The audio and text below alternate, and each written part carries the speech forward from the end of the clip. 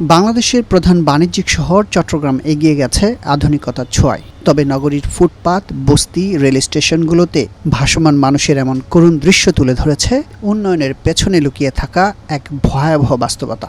অসহায় এসব মানুষ মানবেতর জীবনযাপন করছেন প্রকৃতি ও ভাগ্যের নির্মম পরিহাসে।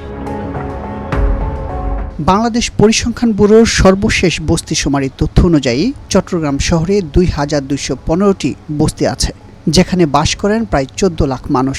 এছাড়া বহু মানুষ ভাসমান, যাদের আশ্রয় হয় রেল স্টেশন, বাস টার্মিনাল, ফুটপাত এবং ব্রিজের নিচে।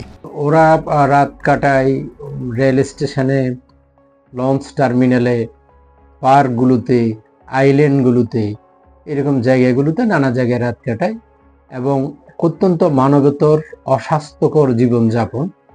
এটা কোনো তাদের সাথে কোনো প্রাণীরও তুলনা করলে মানুষের পর্যায়ে তাদেরকে এই সমাজ রাখে নাই।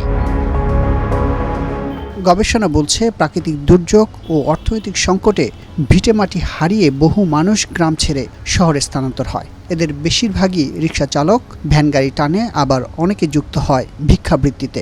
আমার ফ্যামিলি এখানে, শ্বশুর বাড়িও এখানে, বাপের বাড়িও এখানেই ছিল। তো এখন তো আমাদের তো বাড়িঘর নাই, বাড়িঘর থাকলে না আমরা চলে যাবো। এখন কোথায় যাব, যাওয়ার কোথাও জায়গা নাই। তো আমরা মনে করছি এটা ভাঙবে না সরকার। তো এখানে আমি অনেক টাকা খরচ করেই এখানে একটু ঘর দিছিলাম, ওই ঘরটা আমার ভেঙে দিছে। এই শীতে কষ্ট করি, এই বাঙালি ঢুকাই, হেঁটে ঢুকাই, বাঙালি ঢুকে বেশি পেট চলি। শুক্রবার হলে ওই কবস্থানে উঠে যা দু একটা পাই, এগুলো চলি। প্রখর রোদ, বৃষ্টি, তীব্র শীতে ভাসমান মানুষের থাকার কোনো সুরক্ষিত ব্যবস্থা নেই, খাবারেও নেই নিশ্চয়তা। তাই তাদের কপালে জোটে ডাস্টবিন বা বাজারের উচ্ছিষ্ট। তাদেরকে পুনর্বাসন, শিক্ষা, কাজ শেখানো, এটা বিশাল কোনো অসম্ভব কোনো কাজ না। সরকার চাইলে পারেন, সদিচ্ছার বাস্তবায়ন দরকার।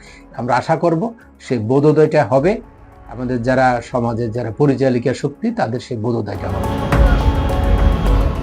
নগরীর ভাসমান মানুষের সংখ্যা দিন দিন বাড়ছে, তবে তাদের জীবনমান উন্নয়নে নেওয়া হচ্ছে না কার্যকর পদক্ষেপ। বিশ্লেষকরা বলছেন, এতে বাড়ছে অপরাধ, সেই সাথে উচ্ছৃঙ্খল হচ্ছে সামাজিক পরিবেশ। ভাসমান মানুষের মধ্যে কিছু আছে, বেশিরভাগ হচ্ছে কিশোর, কিশোরী, শিশু।